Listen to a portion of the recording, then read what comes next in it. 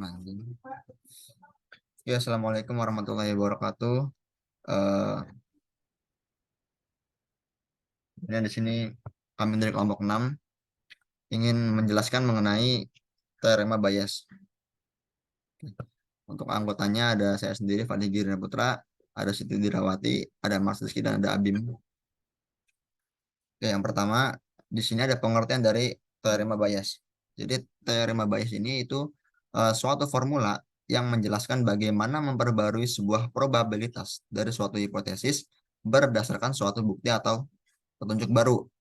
Jadi maksudnya ini teorema ini memungkinkan kita untuk mengintegrasikan pengetahuan awal dengan informasi baru hingga pada keyakinan posterior itu lebih berinformasi.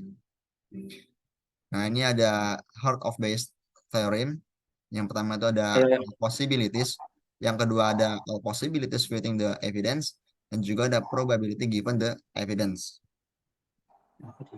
Nah, ini kapan kita menggunakan rules dari Bayes ini? Yang pertama, ketika kita mempunyai hipotesis. Yang kedua, kita sudah mengobservasi beberapa bukti. Lalu kemudian kita menginginkan suatu hipotesis itu diberikan bukti. Nah, ini ada rumus untuk menyajikan teorema Bayes. Ada sini adalah probabilitas hipotesis H benar berdasarkan bukti E. Kemudian kita bisa lihat rumusnya ini. Selanjutnya, nah ini ada langkah-langkah perhitungan teorema Bayes. Yang pertama menentukan prior PH. Jadi prior ini adalah probabilitas yang Anda percaya pada hipotesis sebelum melihat bukti. Kalau menghitung likelihood PEH itu probabilitas bersyarat atau likelihood adalah probabilitas suatu peristiwa terjadi jika peristiwa lain telah terjadi. Dalam konteksnya itu adalah probabilitas bukti terjadi jika hipotesis benar. Lalu ada yang ketiga itu menghitung probabilitas total. Jadi peristiwa terjadi ya. Kita menghitung suatu peristiwa. Kita menghitung probabilitas suatu peristiwa yang terjadi. Kemudian yang keempat itu menghitung posterior. Terus setelah kita memiliki semua probabilitas yang diperlukan, kemudian kita menggunakan rumus teorema Bayes untuk menghitung probabilitas hipotesis berdasarkan bukti. Yang kelima itu mengulangi proses. Nah, jika ada lebih banyak data atau informasi baru, nah langkah-langkah 2 sampai 4 tadi gitu kita ulangi lagi untuk memperbarui estimasi. Contohnya, misalnya kita ingin mengetahui probabilitas seorang pasien menderita penyakit skizofrenia berdasarkan hasil pemeriksaan MRI. Nah, hasil pemeriksaan MRI ini menunjukkan adanya perubahan struktur otak yang konsisten dengan skizofrenia. Nah, berdasarkan data statistik, probabilitas hasil pemeriksaan MRI itu menunjukkan adanya perubahan struktur otak yang konsisten dengan skizofrenia. Jika pasien menderita skizofrenia adalah 90%. Nah, probabilitasnya itu adalah 0,1%. Maka probabilitas hasil pemeriksaan MRI menunjukkan adanya perubahan struktur otak yang konsisten dengan skizofrenia secara umum adalah 1%.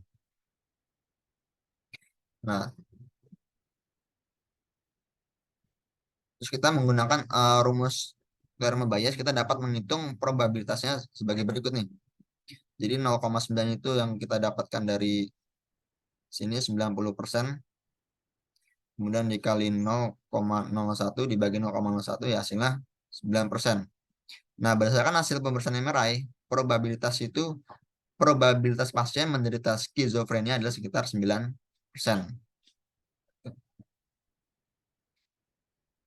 Kemudian ada contoh implementasi. Yang pertama, diagnosa penyakit.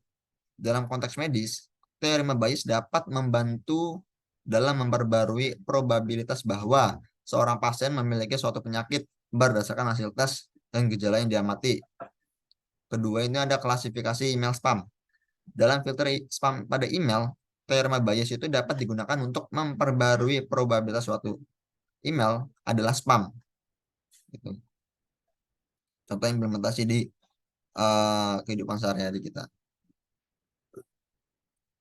Nah, ada contoh implementasi yang lain.